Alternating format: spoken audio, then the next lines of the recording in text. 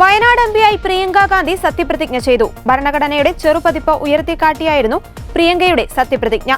കസവ് സാരിയുടുത്ത് കേരളീയ വേഷത്തിൽ ലോക്സഭയിലെത്തിയ പ്രിയങ്കയെ കോൺഗ്രസ് എംപിമാർ കരഘോഷത്തോടെയാണ് വരവേറ്റത്. കേരളത്തിൽ നിന്നുള്ള ഏക വനിതാ ലോക്സഭാ അംഗമാണ് പ്രിയങ്ക. വയനാട് എംപിയായി പ്രിയങ്ക ഗാന്ധി സത്യപ്രതിജ്ഞ ചെയ്തതോടെ നെഹ്റു കുടുംബത്തിൽ നിന്നുള്ള 3 പേർ പാർലമെന്റിൽ സാന്നിധ്യമാകുകയാണ്. സഹോദരൻ രാഹുൽ ഗാന്ധി ലോക്സഭാംഗവും മാതാവ് സോണിയാഗാന്ധി രാജ്യസഭാംഗവുമാണ്. ഇന്നത്തെ പാർലമെന്റ് നടപടികളിൽ പ്രിയങ്ക ഗാന്ധി ഭാഗമാകും. അമ്മ സോണിയാഗാന്ധിക്കൊപ്പമാണ് പ്രിയങ്ക പാർലമെന്റിലേക്ക് എത്തിയത്. ജീവിത പങ്കാളി റോബർട്ട് വാദ്രയും മക്കളും പ്രിയങ്കയുടെ സത്യപ്രതിജ്ഞ കാണാൻ എത്തിയിരുന്നു.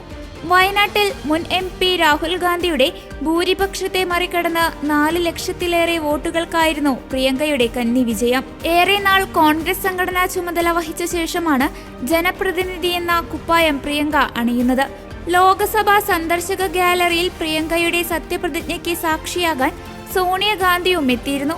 പ്രിയങ്കയ്ക്കു പിന്നാലെ മഹാരാഷ്ട്രയിൽ നിന്ന് ഉപതെരഞ്ഞെടുപ്പിൽ വിജയിച്ച കോൺഗ്രസ് MP രവീന്ദ്ര വസന്ത് റാവു ചവാനും സത്യപ്രതിജ്ഞ ചെയ്തു. AICC ജനറൽ സെക്രട്ടറിയായ പ്രിയങ്ക ഗാന്ധി കൂടി പാർലമെന്റിൽ എത്തുന്നത് കോൺഗ്രസിന് കരുത്താകുമെന്നാണ് വിലയിരുത്തൽ. സത്യപ്രതിജ്ഞയ്ക്ക് ശേഷം ലോക്സഭയിൽ പ്രിയങ്ക ഗാന്ധി ആദ്യം ഉന്നയിക്കുന്നത് വയനാട് ഉരുൾപൊട്ടൽ വിഷയമായിരിക്കുമെന്ന് AICC general secretary KC Venugopal അറിയിച്ചിരുന്നു.